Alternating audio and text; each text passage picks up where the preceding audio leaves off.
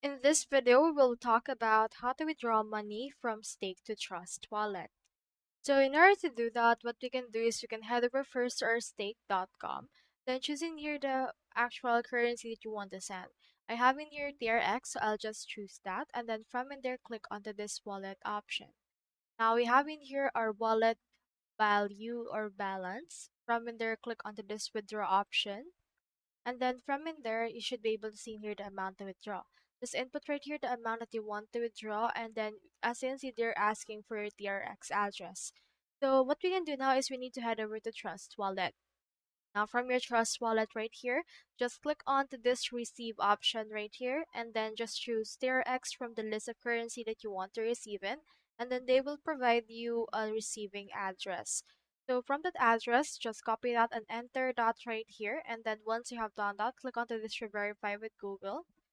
So it will load in a little bit, and from in there, click onto this withdraw option in order to successfully withdraw your amount.